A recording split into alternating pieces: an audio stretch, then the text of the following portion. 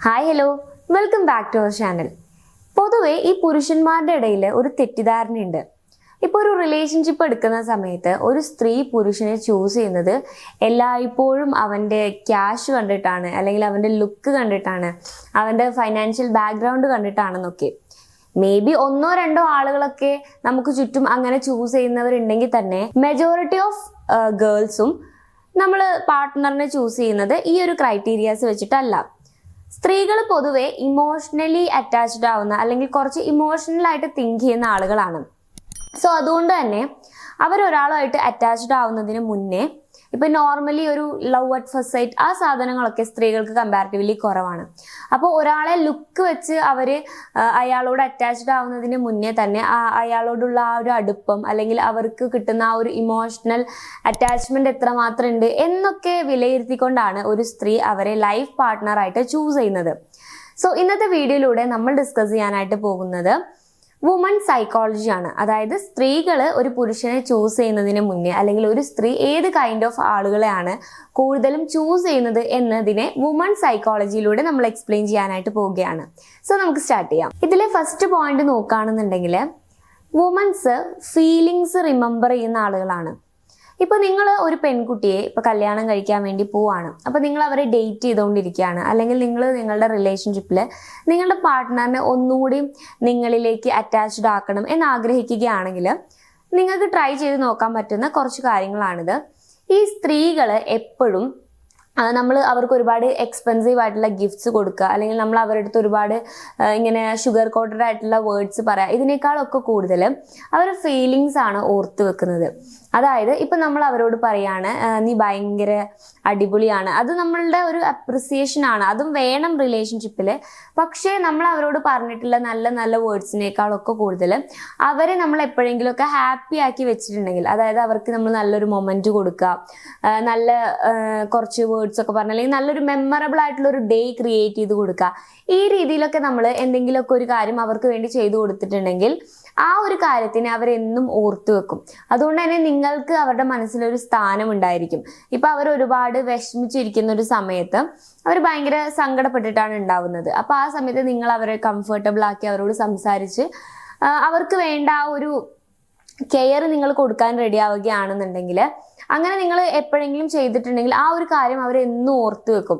അവരുടെ ഉള്ളിലുണ്ടാവും, ഞാൻ അന്ന് സങ്കടപ്പെട്ടിരുന്ന സമയത്ത് എന്നെ ഹാപ്പി ആക്കിയത് ആ ഒരു വ്യക്തിയാണല്ലോ എന്നുള്ളൊരു കാര്യം അവരുടെ ഉള്ളിൽ ഉണ്ടായിരിക്കും. ഇനി രണ്ടാമത്തെ കാര്യം അറ്റൻഷൻ ആണ് അവർക്ക് ഒന്നുകൂടി ഇമ്പോർട്ടൻ്റ് ആയിട്ടുള്ള കാര്യം എന്നുള്ളതാണ്.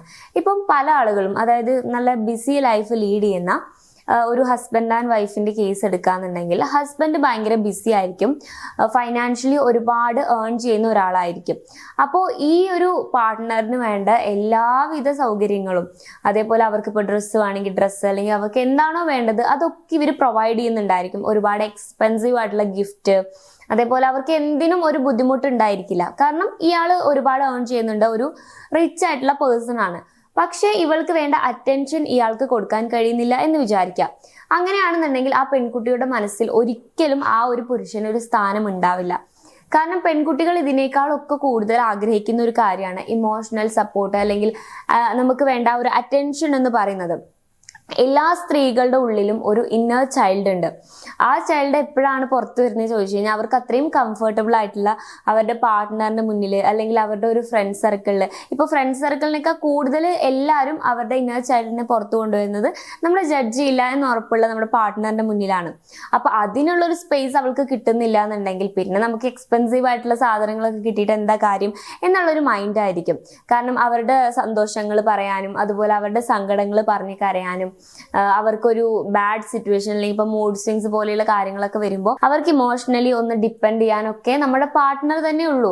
അപ്പോൾ ആ കാര്യങ്ങൾക്കൊക്കെ നമ്മുടെ പാർട്ട്ണറിന്റെ ഒരു പ്രസൻസ് നമുക്ക് അത്യാവശ്യമാണ്. അപ്പൊ അതിനുള്ള ഒരു അറ്റൻഷൻ, അല്ലെങ്കിൽ നമ്മൾ പോയിട്ട് എന്തെങ്കിലും ഒരു കാര്യം പറയുമ്പോൾ നമ്മുടെ പാർട്ട്ണർ അതിന് അറ്റൻഷൻ തരിക, നമ്മൾ പറയുന്ന കാര്യം ഭയങ്കര ക്യൂരിയോസിറ്റിയോടെ കേട്ടിരിക്കുക, ഇതൊക്കെ സ്ത്രീകൾ ഭയങ്കരമായിട്ട് ഇഷ്ടപ്പെടുന്ന കാര്യങ്ങളാണ്.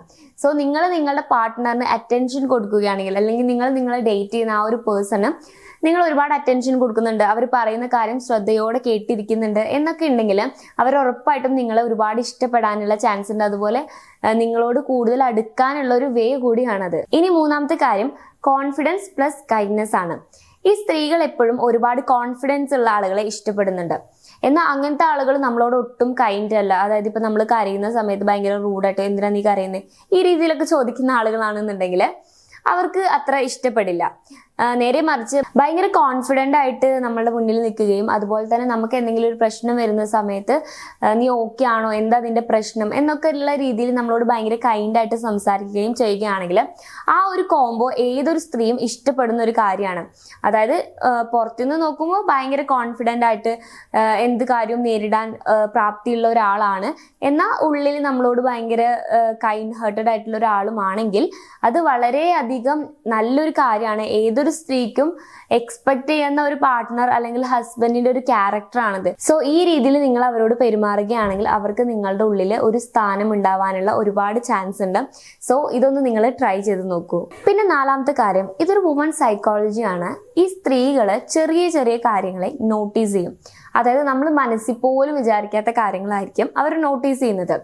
ഇതിനെ നിങ്ങൾക്ക് രണ്ട് രീതിയിൽ കാണാം. ഒന്നാമത്തെ കാര്യം, നമ്മുടെ സൈഡിൽ നിന്ന് വരുന്ന ചെറിയ ചെറിയ മിസ്റ്റേക്കുകൾ, അല്ലെങ്കിൽ നമുക്ക് മിസ്റ്റേക്കാണെന്നൊന്നും തോന്നിയിട്ടുണ്ടാവില്ല, പക്ഷെ നമ്മുടെ ആക്ഷൻസിൽ വരുന്ന ചെറിയ ചെറിയ കാര്യങ്ങൾ പോലും അവർ നോട്ടീസ് ചെയ്ത് അവർ വിഷമിക്കാനും അതേപോലെ തന്നെ അവർക്ക് ഹേർട്ട് ആവാനുള്ള ചാൻസുകൾ വരുന്നുണ്ട്. അതേപോലെ തന്നെയാണ് ഇതിൻ്റെ ഒരു പോസിറ്റീവ് സൈഡും. ചിലപ്പോൾ ഇത് അത്ര വലിയ കാര്യമൊന്നും ആണ് എന്നുള്ള രീതിയിലൊന്നും ആവില്ല നമ്മൾ അവർക്ക് ചെയ്തു കൊടുക്കുന്നത്. ഇപ്പൊ മേ ബി നമ്മൾ പുറത്തു പോകുന്ന സമയത്ത് അവളുടെ ഷൂവിൻ്റെ ലൈസ് അഴിയുന്നു, അപ്പൊ നമ്മൾ ജസ്റ്റ് അത് കെട്ടിക്കൊടുക്കുന്നു. അതിപ്പോ നമ്മൾ നോർമലായിട്ട് ചെയ്യുന്ന ഒരു കാര്യമായിരിക്കും, പക്ഷെ അതൊക്കെ അവരുടെ ഉള്ളിൽ ഭയങ്കരമായ വലിയൊരു ഇമ്പാക്റ്റ് ഉണ്ടാക്കുന്നുള്ളതാണ്. സോ ഞാൻ പറഞ്ഞു വന്നത് എന്താന്ന് വെച്ച് കഴിഞ്ഞാൽ, ഇപ്പൊ സ്ത്രീകളെ സംബന്ധിച്ച് അവർക്ക് കുഞ്ഞു കുഞ്ഞു എഫേർട്ടുകൾ അല്ലെങ്കിൽ കുഞ്ഞു കുഞ്ഞു കാര്യങ്ങൾ വരെ അവർ നോട്ടീസ് ചെയ്യുന്ന ആളുകളാണ്. ഇപ്പം നിങ്ങളുടെ സംസാരത്തിന്റെ ടോണ്, നിങ്ങളുടെ ബിഹേവിയറിൽ വരുന്ന ചെറിയ മാറ്റങ്ങൾ, അതേപോലെ തന്നെ നിങ്ങളുടെ പെരുമാറ്റത്തിൽ വരുന്ന മാറ്റങ്ങൾ, ഇതെല്ലാം അവർ നോട്ടീസ് ചെയ്യും. ഇപ്പൊ നിങ്ങൾ ഭയങ്കര ഒരു സോഫ്റ്റ് ടോണിൽ അവരോട് സംസാരിക്കാന്നുണ്ടെങ്കിൽ നിങ്ങൾ അതിനെക്കുറിച്ച് കോൺഷ്യസ് അല്ലെങ്കിൽ പോലും അവര് എന്നോടുള്ള ഇഷ്ടമാണത്, ആ ഒരു ടോണ് എന്നൊക്കെ അവര് ഓവർ തിങ്ക് ചെയ്യും.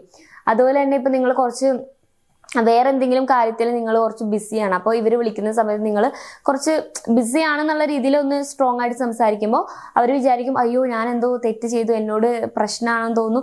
അങ്ങനെയും അവർ ഓവർ തിങ്ക് ചെയ്യും. ഇതിന് രണ്ട് വശങ്ങളുണ്ട്. ഇതുപോലെ തന്നെയാണ് നിങ്ങളുടെ ബിഹേവിയറിൽ വരുന്ന ചെറിയ ചെറിയ മാറ്റങ്ങൾ, അതേപോലെ നിങ്ങളുടെ സൗണ്ട് മോഡുലേഷൻസ്, ഇതൊക്കെ അവർ നോട്ടീസ് ചെയ്യുന്ന കാര്യമാണ്. അപ്പോൾ ഇതിനെ നമുക്ക് എങ്ങനെ പോസിറ്റീവായിട്ട് യൂസ് ചെയ്യാം എന്ന് നിങ്ങൾ ചിന്തിക്കുക. അപ്പോൾ ഈ ഒരു കുഞ്ഞു കുഞ്ഞു കാര്യങ്ങൾ അത് നിങ്ങൾ ചെയ്തു കൊടുക്കുന്ന അധികം എഫേർട്ട്ലെസ് ആയിട്ടുള്ള കാര്യങ്ങളാണെങ്കിൽ പോലും അവരുടെ മനസ്സിൽ ഒരു വലിയ സ്ഥാനം ഉണ്ടാക്കാനായിട്ട് അത് ഹെൽപ്പ് ചെയ്യും. ഇനി അഞ്ചാമത്തെ കാര്യം, ഇത് വളരെ ഇമ്പോർട്ടൻ്റ് ആയിട്ടുള്ള ഒരു കാര്യമാണ്. ഇമോഷണൽ സേഫ്റ്റി എന്ന് പറഞ്ഞു കഴിഞ്ഞാൽ ഏതൊരു സ്ത്രീയെ സംബന്ധിച്ചും അത് വളരെ ഇമ്പോർട്ടൻ്റ് ആണ്. ഇപ്പം അവര് എനിക്ക് ഇമോഷണൽ സേഫ്റ്റി കിട്ടണം ഈ രീതിയിൽ ചിന്തിച്ച് അങ്ങനെ ഇമ്പോർട്ടൻ്റ് ആണെന്നല്ല ഞാൻ പറഞ്ഞു വരുന്നത്.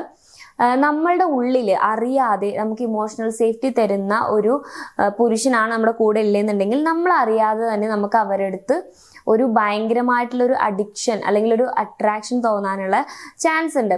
അതെന്തുകൊണ്ടാന്ന് വെച്ച് കഴിഞ്ഞാൽ നമ്മളെ ഭയങ്കര റെസ്പെക്ട് ചെയ്യുന്ന പുരുഷന്മാര്, നമുക്ക് ഭയങ്കര കെയർ തരുന്ന, നമ്മളോട് ഭയങ്കര ലോയലായിട്ടിരിക്കുന്ന, നമ്മളോട് ഭയങ്കര ഹോണസ്റ്റി ആയിട്ടിരിക്കുന്ന പുരുഷന്മാരെ സംബന്ധിച്ച് അവരെ നമുക്ക് ഭയങ്കര കാര്യമായിരിക്കും.